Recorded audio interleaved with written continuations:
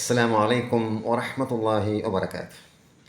പ്രിയപ്പെട്ട സുഹൃത്തുക്കളെ, എൻ്റെ ഈ ക്ലിപ്പ് കേൾക്കുന്ന ശ്രോതാക്കളെ, ഒരു അത്യാവശ്യം കാര്യം പറയാൻ വേണ്ടിയാണ് ഞാൻ ഈ ക്ലിപ്പിൽ വന്നത്. ഇപ്പോൾ കുറച്ച് മുമ്പ് ഒരു ന്യൂസ് കേട്ടുക്കണം.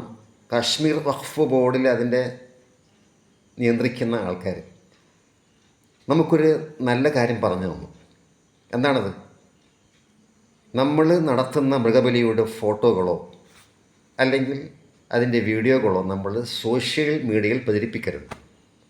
തീർച്ചയായിട്ടും നമ്മൾ അംഗീകരിക്കേണ്ട കാര്യമാണത്. നമ്മൾക്കൊരു സെൽഫ് അവെയർനെസ് വേണം.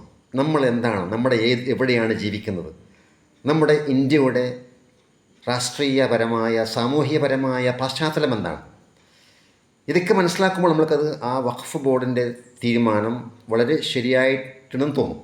തീർച്ചയായിട്ടും അങ്ങനെ തന്നെയാണ്. എന്തുകൊണ്ട്?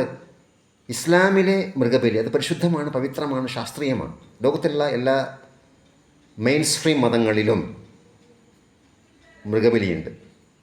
ഇസ്ലാം വളരെ ഭംഗിയായിട്ടുള്ള, വളരെ ശാസ്ത്രീയമായിട്ടുള്ള ഒരു മൃഗബലിയാണ് ഇസ്ലാം നിർദ്ദേശിക്കുന്നത്.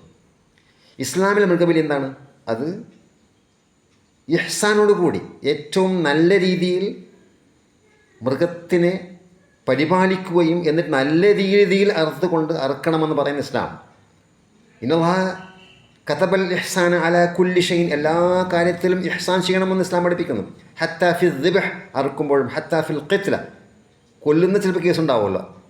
ചില ഇസ്ലാമിക രാഷ്ട്രങ്ങളിൽ ഇസ്ലാമിക നിയമം നടപ്പിലാക്കുമ്പോൾ അവിടെയും പ്രതിക്രിയ നിലക്ക് കൊലയുണ്ടാകും, ഖിസാസ്, അവിടെയും അത് ഇഹ്സാൻ കാണിക്കണമെന്നാണ്.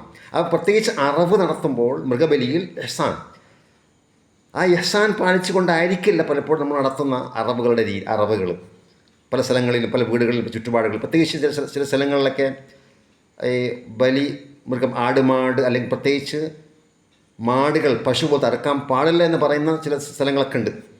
അപ്പോൾ ഇതൊക്കെ നമ്മളെ മനസ്സിൽ നമ്മുടെ വേണം. എന്നിട്ട് ശ്രദ്ധിച്ചുകൊണ്ട് നമ്മൾ അറുക്കുന്ന നമ്മുടെ അറവിൻ്റെ ഫോട്ടോസുകളോ അല്ലെങ്കിൽ വീഡിയോസുകളോ ഒരിക്കലും എന്ത് ചെയ്യാൻ പാടില്ല, നമ്മൾ സോഷ്യൽ മീഡിയയിൽ പ്രചരിപ്പിക്കാൻ പാടില്ല. എന്തുകൊണ്ട്? ഇസ്ലാമിൻ്റെ പരിപൂർണത, ഇസ്ലാമിൻ്റെ ശാസ്ത്രീയത, ഇസ്ലാമിൻ്റെ സനാതന മൂല്യങ്ങൾ, ധർമ്മങ്ങൾ, കൽപ്പനകൾ, ശരീഅത്ത്, അത് പരിപൂർണമായ അർത്ഥത്തിൽ മറ്റു കൂട്ടർക്ക് മനസ്സിലാക്കണമെന്നില്ലല്ലോ.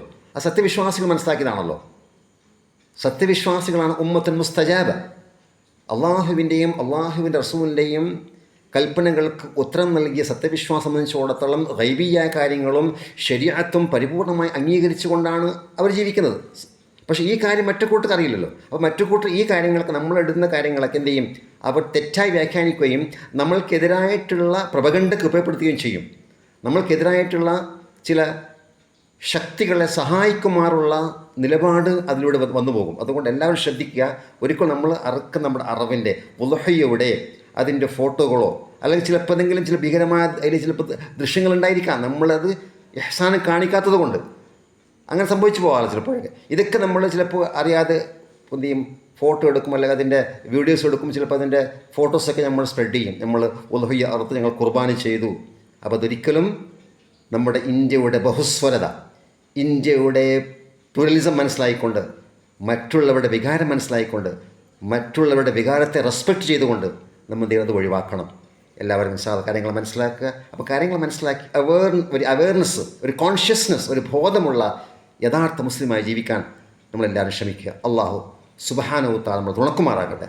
അള്ളാഹു സുബ്ഹാനഹു നമ്മളെല്ലാവരെയും നമ്മുടെ അമല് പരിപൂർണമായ അർത്ഥത്തിൽ ചെയ്യുവാൻ നമ്മൾക്ക് അള്ളാഹു തൗഫീഖ് നൽകുമാറാകട്ടെ. വസ്സലാമു അലൈക്കും വറഹ്മത്തുള്ളാഹി വബറകാതുഹു.